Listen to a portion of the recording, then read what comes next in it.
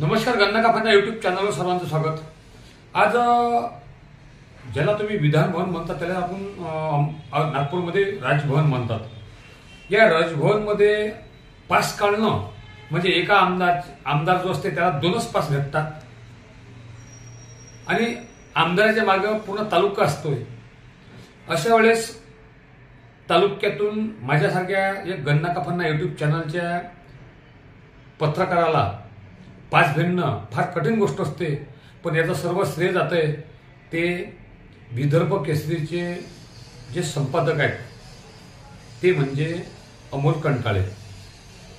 आता मी पहिलाच मूळचा टरेल माणूस आहो आणि अमोल कंटाळे सुद्धा टरेल माणूस आहे, पण सोबाला सोबा उठले। पण त्यांचं असं म्हणतो की नाही गणेश भाऊ फक्त तुम्ही माझ्यासोबत चला, आणि त्यांनी माझी पास काढली।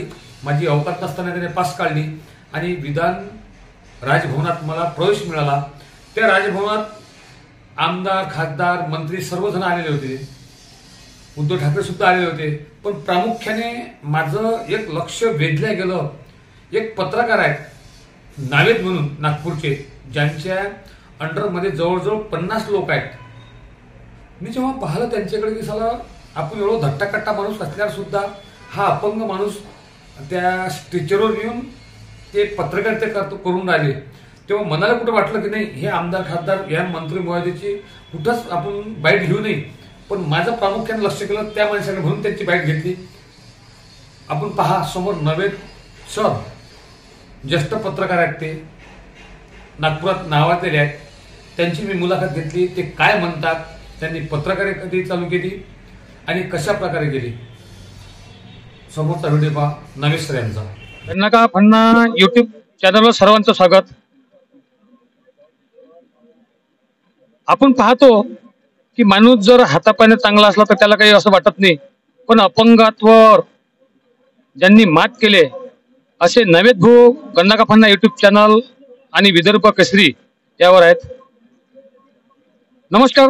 नमस्कार। आपने इस अपंगत पर ऐसे क्या मात करे, और ये जो आप पत्रकारी कर रहे हैं, जो लोग हैं यहाँ पे सारे पत्रकार देखिए 600-700 पत्रकार है, लेकिन आप अपंगत पर उस पर भी आपने राज कर रहे हैं, ये कैसा क्या हुआ, ये हिम्मत आपके इसमें कहाँ से आई? मैं आपको बताना चाहूँगा, मैं पत्रकारिता करीबन 8-9 साल से कर रहा हूँ पत्रकारिता।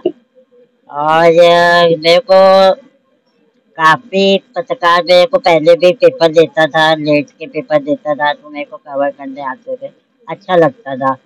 फिर मेरे साथ कुछ ऐसा इंसिडेंट हुआ कि पत्रकारों ने मेरी एक आवाज़ नहीं उठाई। तब से मैंने सोचा कि अब मुझे ही पत्रकार बन के दिव्यांग लोगों की आवाज़ उठाना है। आप सिर्फ दिव्यांग लोगों के लिए काम करते हैं? नहीं, मैं सभी के लिए काम करता हूँ, लेकिन मुख्य रूप से मैं दिव्यांगों के लिए काम करता हूँ। तो आपके साथ में फोटोग्राफर हमेशा रहता? नहीं, मेरे पिताजी को ही मैं कैमरामैन का काम ज्यादातर देता हूँ, वही लाना ले जाना करते हैं, वो मेरे पिताजी है। और उन्हीं के साथ आना जाना करता हूँ। इसके अलावा मेरे जो चैनल में 32 से 36 लोग काम करते हैं। तुम्हारे चैनल में कितने लोग काम करते हैं? 32 से 36 लोग अपने चैनल रिपोर्टर है, एडिटर है, एंकर है, कुल मिला के 32 से 36 लोग हैं। चैनल का नाम? मेरे चैनल का नाम इंडिया फैक्ट न्यूज है। ये नाम अपने? इसके अलावा अपन दैनिक विश्वदेगा नाम के पेपर में भी यहाँ के प्रतिनिधि करते हैं, नागपुर शहर से। नागपुर के अलावा आपका काम कहाँ चल रहा है अभी? नागपुर में ही चल रहा है। इसके अलावा आप एमपी चले जाओ, छत्तीसगढ़ चले जाओ। इंडिया फैक्ट न्यूज की शुरुआत राजनांदगांव छत्तीसगढ़ से हुई थी। वहाँ के मुख्यमंत्री भूतपूर्व डॉक्टर रमन सिंह के बेटे माननीय सांसद रमन सिंह जी ने इस चैनल का ओपनिंग किया था। आप पत्रकारिता कितने साल से कर रहे हैं? 8-9 साल हो गए लगभग। धन्यवाद। हे होते नावेद साहेब, अपंगत्वावर मात करून एक सक्षम पत्रकारासारखे ते पत्रकार करतात नागपूरमध्ये। खरंच असे लोक पाहताना आमच्यासारख्या धडधाकड माणसाला सुद्धा वाटतंय की नाही यांना कुठेतरी देवाची देणं। सर्वसामान्य माणूस हा विधान भवनात जाऊ शकत नाही, त्याकरता हिवाळी अधिवेशन कसं असते हे मी सर्वस्व तुम्हाला त्या राजभवनात सगळं दाखवतो। हा आहे समोरील भाग, जिथे शरद पवार यांच्या वेळेस गोवारे हत्याकांड झालं होतं। तिथं हा समोरील स्तंभ हे जिथून आमदाराची एंट्री होते गेट, आणि हे आहे विधान भवन. हा समोरील भाग आहे विधान भवनाचा. हे समोरील गेट आहे, जिथून गेट पास असल्याशिवाय आतमध्ये कोणी जाऊ देत नाही. आतमधला हा विहंगम दृश्य आहे, हा बगीचा आहे, आणि हे समोर जे रस्ते दिसतंय हा विधान भवनाचा फ्रंट भाग आहे. आपण पाहू शकता आमदार हा रस्त्यावर राहतो. जिथून मुख्यमंत्री उपमुख्यमंत्री यांच्या एंट्री होतात तो हा समोरचा भाग आहे, जिथून मेन एंट्री होतात.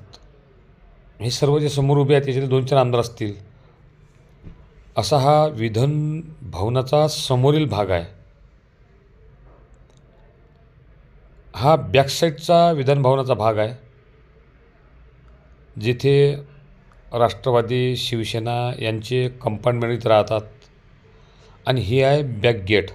त्यानंतर हा समोरील जो विधान भवनाचा भाग आहे जिथून आमदाराची एंट्री होतात तो हा भाग आहे, जिथे मीडिया तयार असते. हे आहेत मंत्री गोगावले, शिवसेना शिंदे गटाचे, आणि हे समोरची आहे मीडिया.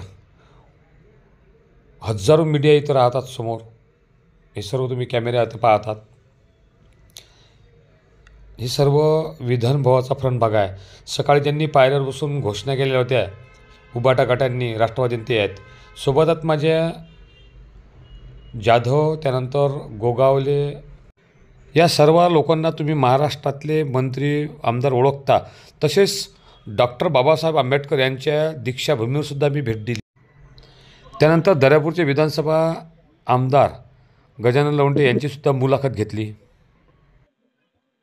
गन्ना का फन्ना आणि विदर्भ केसरीवर सर्वांचं स्वागत. आज आपण बाईट घेणार आहोत. विदर्भामध्ये एक सीट अशी होती गजानन भाऊ लवटे, की जेव्हा ते दर्यापूर विधानसभा क्षेत्रात सीट डिक्लेअर झाली तेव्हाच असं ठरलं होतं की हा माणूस सर्वसामान्य माणूस 50,000च्या वरती येईल. आज आपण त्यांनाच प्रश्न करू. नमस्कार दादा. नमस्कार. बरं, आज या विधान भवनात तुम्ही कोणते कोणते प्रश्न विचारणार आहोत? या विधान भवनात मी आमच्या दर्यापूर मतदारसंघाविषयी, दर्यापूर मतदारसंघ आणि अंजनगाव हा मेळघाटच्या पायथ्याचे असल्यामुळे शेतकऱ्यांचे प्रश्न भरपूर आहेत. शेतकऱ्यांच्या सोयाबीनचा प्रश्न आहे, कपाशीचा प्रश्न आहे, हरभऱ्याचा प्रश्न आहे, आणि फळबागावाले आपले शेतकरी जे आहेत, जे आता वातावरणामुळे जे पडझड झालेली आहे, लिंबू, संत्रा, केळी, त्याच्यामध्ये आमचे बारीबंधू लोक आहेत, आमचे बांधव, त्यांच्या पानपिपरीचं खूप मोठं नुकसान झालेलं आहे. त्या नुकसानाच्या भरपाईसाठी सरकारला मी त्यांचे नुकसान भरपाईसाठी बोलणार आहे. आणि मेळघाटच्या पायथ्याशी असल्यामुळे अंजनगाव सुरजी हे गाव हे शेतकऱ्यांचं वन्य प्राणी याने खूप मोठं नुकसान होते. ते रात्रीच्या वेळेस आत शेतामध्ये घुसून शेतमालाचं खूप प्रमाणात नुकसान करतात. त्यामुळे शेतकरी हवालदिल झालेला आहे आणि वेळेवर त्यांना त्याची भरपाई मिळत नाही. ते मी अध्यक्ष महोदयांच्या म्हणजे स्मरणात आणून देणार आहे. तुम्ही आज ते पायरीवर बसले तर कशासाठी बसले होते? ते एक आपले एक बीड मधली एक घटना झालेली आहे. तिथं त्या पुराला त्या उद्देशानं आमचे सगळे नेते, आमचे महाविकास आघाडीचे सगळे पदाधिकारी, सगळे आमदार आणि ते धरणे म्हणजे पायरीवर बसले होते. हे तुम्हाला मगाशी आम्हाला दिसलं. बरं, तुमचं वन नेशन वन इलेक्शन बद्दल काय म्हणणं आहे?